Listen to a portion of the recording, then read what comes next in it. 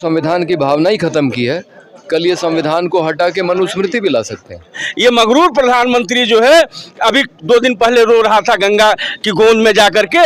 इससे मैं पूछना चाहता हूं कि जब 750 किसानों की शहादत हुई, ये मगरूर प्रधानमंत्री जो है किसानों का हाल चाल नहीं लिया। इसकी पार्टी के लोग किसानों को क्या क्या नहीं कहे, नक्सली कहे, आतंकवादी कहे, खालिस्तानी कहे, तमाम चीजें इन सबों ने कहा। लेकिन मैं धन्यवाद दूंगा इस देश के किसानों को। इस देश के किसानों ने ऐसे मगरूर प्रधानमंत्री को घुटने के बल ला दिया। जो प्रधानमंत्री रात के 8 बजे आके कहता था कि नोटबंदी हो गई, अब 500 1000 का नोट लीगल टेंडर नहीं रहा। नमस्कार, अमेजिंग आजमगढ़ देख रहे हैं आप। इस वक्त मैं मौजूद हूँ माहौल में। आज था यहाँ पर संविधान बचाओ के इंडिया गठबंधन का था और पीछे देख सकते हैं तमाम सारे युवा साथी आए थे जो कि फूलपुर पवई विधानसभा में है और लोकसभा लालगंज है। तो आइए कुछ युवा साथियों से बात करते हैं, जानते हैं क्या लगता है कि इस कार्यक्रम से क्या युवा में जाएगा संदेश। बढ़िया जाएगा। हाँ, सरकार बनेगी तो रोको सरोज जी। अच्छा, ठीक है। आप युवा साथी बाबू? जी जी भैया, आपकी किस मुद्दे पे आपका वोट पड़ेगा? देखिए, हमारा चुनाव बेरोजगारी के मुद्दे पे है। हम लोग स्टूडेंट हैं जी। और हर पेपर लीक हो जा रहा है सरकार में। हमारे मुख्यमंत्री लीक हो चुके हैं। हाँ सर, बताइए आज का कैसा कार्यक्रम था? ये कार्यकर्ता सम्मेलन था समाजवादी पार्टी का जी। वैसे तो ये कार्यकर्ता सम्मेलन एक 15-20 दिन पहले हो जाना चाहिए था, लेकिन किन्हीं अपरिहार्य कारणों से आज संपन्न हुआ। इसमें समस्त हमारे बूथों के साथी, सेक्टर के साथी और जो हमारे जोन के साथी हैं और जितने हमारे नेता साथी हैं 349 फूलपुर पवई के सारे लोग आए थे। और यहाँ से हम एक संदेश देना चाहते हैं कि जो आने वाली 25 तारीख को लोकसभा का वोट पड़ना है, वो हमारे प्रत्याशी हैं दरोगा प्रसाद सरोज जी के पक्ष में। ज़्यादा से ज़्यादा मतदान हमारे साथी करवाएं, गांव-गांव जाएं, पिछड़े दलित अल्पसंख्यक लोगों को अपने साथ लेकर के चलें और इस आताताई और भ्रष्ट सरकार को जड़ से उखाड़ कर फेंकने का काम करें। महंगाई, बेरोजगारी, अशिक्षा और भ्रष्टाचार पर कुठाराघात करें और इनसे मुक्ति पा करके देश के अंदर इंडिया अलायंस की सरकार बनाने का काम करें। उसी के धन्यवाद। थोड़ा सा हम मिलते हैं सर जी से। हाँ सर जी, बहुत बहुत स्वागत आपका हमारे चैनल पर। जी बताइए कैसा था आज का कार्यक्रम सम्मेलन? नहीं, बहुत बढ़िया था और सोशलिस्ट पार्टी की तरफ से हमने तय किया हुआ है कि इंडिया गठबंधन का ही समर्थन करना है हमको इस चुनाव में। और इसलिए ये स्वाभाविक था कि इस सम्मेलन में मैं हिस्सा लेता और दरोगा प्रसाद सरोज जी को भारी बहुमत से जिताने की अपील करता। इसके अलावा इसका सम्मेलन का नाम था संविधान बचाओ सम्मेलन। और मुझे लगता है इस चुनाव में जो सबसे बड़ा मुद्दा है वो यही है कि इस देश के संविधान को और लोकतंत्र को कैसे बचाया जाए। जी जी। और उसी पे केंद्रित करके मुझे लगता है कि देश की जनता को इस चुनाव में अपना निर्णय लेना चाहिए और समझदारी के साथ अपना मत देना चाहिए ताकि संविधान और लोकतंत्र बचा रहे। जैसा कि इनके मंत्री कहते हैं बार बार कि 400 पार होते हम संविधान बदलने के, क्या ऐसा हो सकता है? नहीं, वो चाहे तो कर ही सकते हैं भाई। उनका भारी बहुमत आ गया तो संविधान बदलने का वो काम कर ही सकते हैं। हालांकि उसमें राज्य की विधानसभाओं से भी उनको प्रस्ताव पारित कराना पड़ेगा 2/3। इतना आसान काम नहीं है क्योंकि जनता उसका विरोध करेगी। जैसा कि लेकिन जैसा मैंने आज के भाषण में बताया कि संविधान भले ही हो लेकिन संविधान की मूल भावना तो इन्होंने ख़त्म कर दी है। और आप देखिए कि कोई छोटी से छोटी धर्म से जुड़ी बात हो, मतलब मान लीजिए गौ हत्या का मामला, उस पर कितना बवाल हो जाएगा। लेकिन एक आदमी जंतर मंतर पे संविधान जला देता है और उसको लेके कोई प्रतिक्रिया नहीं, है ना। तो इसका मतलब है कि ये संविधान को गंभीरता से नहीं लेते हैं। मतलब जितनी गंभीरता से गाय को लेते हैं उतनी गंभीरता से संविधान को नहीं लेते हैं। तो ये बहुत चिंता वाली बात है और ये बहुत बड़ा खतरा है कि अगर इनकी सरकार रहेगी तो आज तो संविधान की भावना ही खत्म की है, कल ये संविधान को हटा के मनुस्मृति भी ला सकते हैं। एक सवाल और सर, कल जो नामांकन के दौरान चल रहा है बनारस में, जी जी, इस तरह से लोगों को नामांकन करने से रोका गया। जी जी, नहीं, ये तो बड़ी हास्यास्पद बात है कि आप कह रहे हैं कि लोकतंत्र में चुनाव जो है एक पर्व है। आप हर एक मतदाता को कह रहे हैं कि जाके मतदान करो। और पूरा एक आपने माहौल बनाया है कि ये लोकतंत्र एक दुनिया का सबसे बड़ा लोकतंत्र है, लेकिन आप उम्मीदवारों को पर्चा जो है नहीं भरने दे रहे हैं। ये तो बड़ी गंभीर बात है। और ये पहले हम लोगों ने पंचायत स्तर के चुनाव पे देखा है कि किसी को जो है ब्लॉक, हाँ, क्षेत्र पंचायत सदस्य, जिला पंचायत सदस्य बनाना है तो आप विपक्षी उम्मीदवारों को आप पर्चा ना भरने दें। लेकिन लोकसभा के चुनाव में भी ऐसा होगा, इसकी तो कभी कल्पना ही नहीं थी कि सूरत में आपने कांग्रेस के प्रत्याशी का पर्चा खारिज कर दिया, इंदौर में आपने उसको धमकी देके बैठा दिया, और उज्जैन में जो है वो पीठासीन अधिकारी वो मोदी कह रही है ताकि लोग भाजपा को वोट दें, और बनारस में जिस तरह से पर्चे खारिज किए गए, ये लोकतंत्र की हत्या है। हमारे साथ वीरेंद्र जी हैं जो किसान आपको बता दें कई पदों पर रह चुके हैं, हमारे बड़े भाई भी हैं। सर स्वागत है आपका। तो बताइए आज का कैसा था कार्यक्रम? देखिए, हम लोग तो समर्थन करने के लिए आए थे और हम लोगों ने इंडिया गठबंधन का समर्थन किया है। और देखिए, आज जो है देश के संविधान बचाने की लड़ाई है। सवाल जो है, अब मैं तो साफ साफ इस बात को मानता हूं कि आज कोई पार्टी, कोई दल, कोई नेता चुनाव नहीं लड़ रहा है। आज जो है इस देश की जनता चुनाव लड़ रही है, और इसलिए लड़ रही है कि देश का संविधान बचाना है। लोग कहेंगे संविधान कैसे खतरे में है।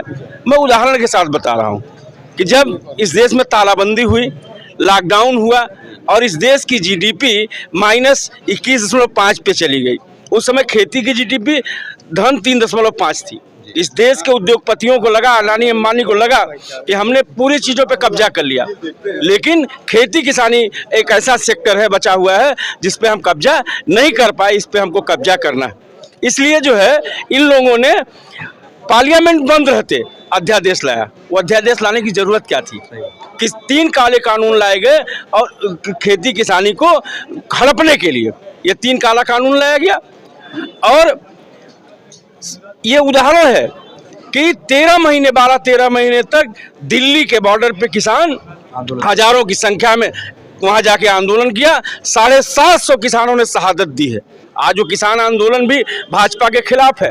वो किसान जो तमाम आंदोलन, इसी आजमगढ़ जिले में आपने देखा कि एयरपोर्ट का आंदोलन कोई पार्टी नहीं लड़ी। आजमगढ़ में किसानों का आंदोलन कोई पार्टी नहीं लड़ी, यहाँ के लोग लड़े। यहाँ के लोग लड़े, यहाँ का किसान लड़ा, यहाँ का मजदूर लड़ा। और यह पूरी जो लड़ाई है संविधान बचाने की, इस देश का किसान लड़ रहा है, इस देश का मजदूर लड़ रहा है। और आने वाले समय में जो है किसान मजदूर ही इस देश के संविधान को बचाने के लिए निर्णायक लड़ाई लड़ेगा।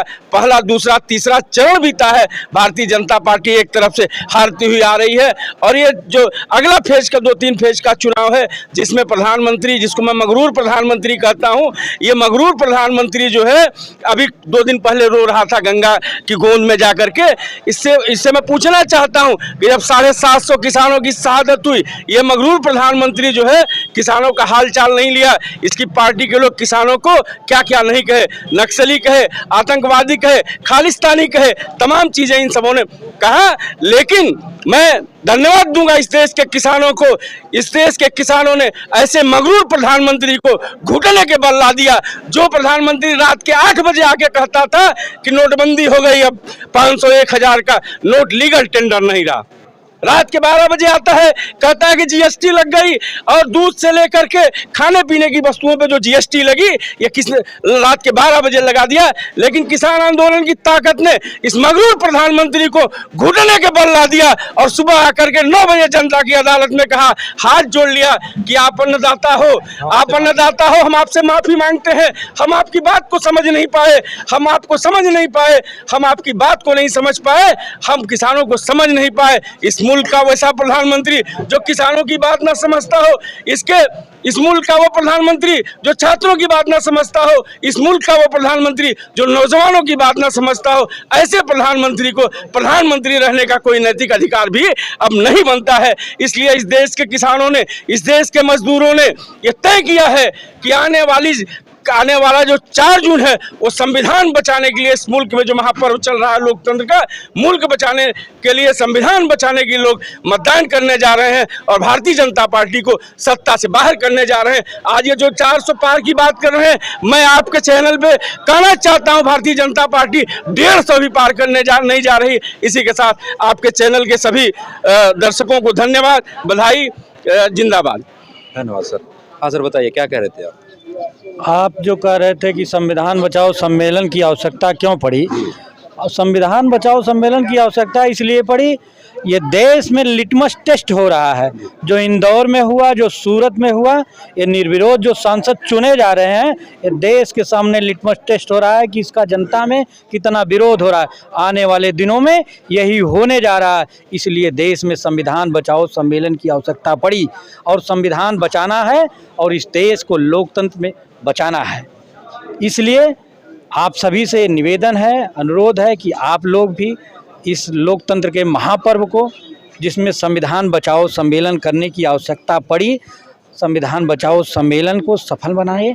आप सभी लोगों को हम सम्मेलन को धन्यवाद देते हैं कि आप लोगों ने सम्मेलन को सफल बनाया और इस आह्वान करते हैं कि इस नई क्रांति एक जन क्रांति बनाएं, जिससे इस देश में जो मगरूर प्रधानमंत्री हैं, जो जिनके अंदर एक गुरूर है, जिनके अंदर एक घमंड है, उस घमंडी प्रधानमंत्री का घमंड चकनाचूर हो जाए। चलिए, बहुत बहुत धन्यवाद सर। हाँ, महंगाई है जी, रोजगार नहीं है और खाद महंगी है, बिजली महंगी है और खेत किसानों का बाबा के साथ चल रहे हैं जो छुटे हुए हैं।